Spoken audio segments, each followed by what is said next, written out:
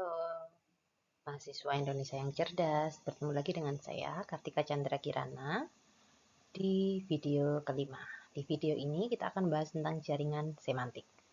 Kita disclaimer dulu ya, bahwa video ini itu bisa tercipta oleh dukungan LPPPP melalui penelitian si Bejar, yang secara pembiayaan terpusat melalui LP2M UM. Oke. Di pembelajaran ini kita coba melihat ya, kita sudah ada di JPMK 1.4 yaitu menganalisa frame dan jaringan semantik ya. Di sini sudah terlihat ya ada 2 poin yang kita bahas yaitu frame itu apa dan jaringan semantik itu apa. Oke. Penalaran.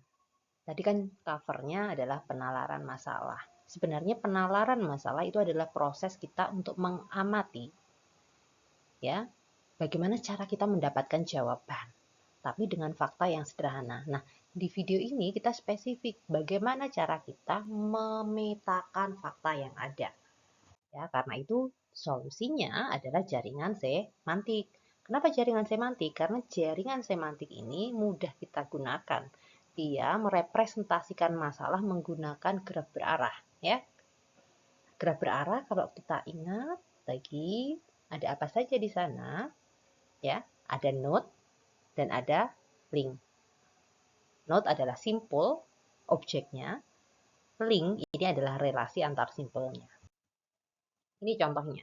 Misalnya kita punya nih gambar hewan, reptil, mamalia, ya.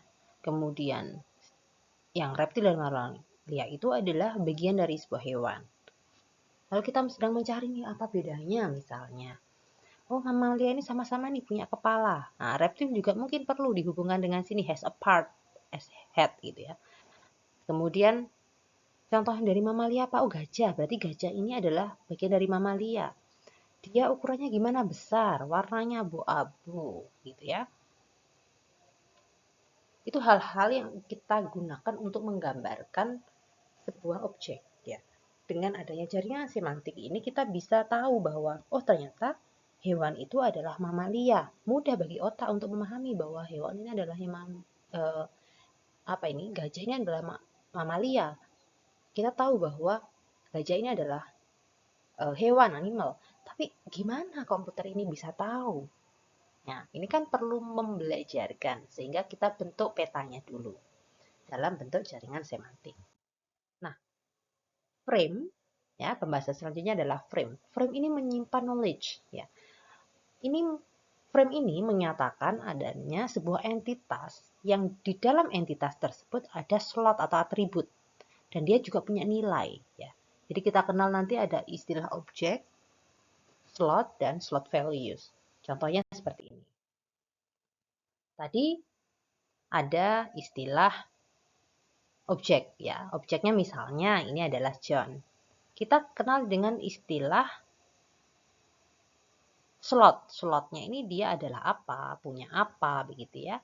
Values-nya itu dia punya warnanya. Misalnya ini slot ya. Jadi has a car, as a man itu adalah slotnya. Objeknya, apa bukan objek ya, karakteristiknya. Tapi dari karakteristik itu ada penciri utamanya gitu ya. Misalnya warnanya merah gitu misalnya. Nah, ini yang kita sebut dengan slot values-nya gitu. Maka ingat nggak dengan pembelajaran di video keempat ya terkait dengan uh, penalaran masalah ya. Di sana ada tentang object oriented ya, predikat oriented gitu. Nah, ini manfaatnya dengan adanya jaringan semantik yang kita punya peta konsep begini.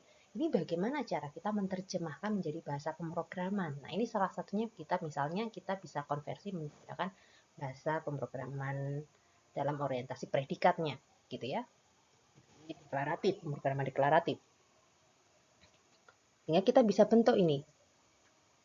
Oh, ada objek yang namanya John, dia punya subclassnya adalah man, has a part car. Man punya subclass creature, has a part spinal cord. Ini hal-hal yang menghubungkan antara konsepnya begini, maka kita mengimplementasikannya dengan metode apa? Predikat kah? Ataukah object oriented kah? Begitu ya. Ya, kalau kita bisa bentuk nanti jaringan semantik menjadi frame, itu kita punya misalnya seperti ini ya, mamalia. Mama sebagai objeknya, subkelasnya ada di dalam subkelasnya animal, has a part-nya adalah kepala. Elephant punya subkelasnya mamalia juga. Color size-nya gray, size-nya large. Nelly itu instannya bagian dari elephant ya, like-nya apples. Jadi kita bisa mengumpulkan nanti ketika ada Nelly, berarti dia adalah instannya elephant, berarti dia adalah bagian dari mamalia. Mamalia berarti dia adalah Nelly ini adalah hewan, gitu ya, dari subclass hewan. Ini adalah salah satu contoh di dalam proses konversi sebuah masalah tadi ya. Kita bahasnya dari masalah sampai bisa ke bentuk jaringan semantiknya, sampai kita bisa menggambarkan kira-kira objek dan instansnya bagaimana untuk kita implementasikan ke dalam kode program. Nah, dari sini sudah bisa dipahami kah arahnya ya?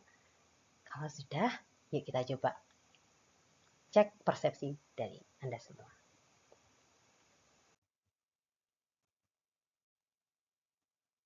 Oke. Ini untuk tugas rumahnya ya. Coba dilihat dan dibuka lagi dengan modul ajarnya. Oke, nanti kita ketemu di video selanjutnya ya.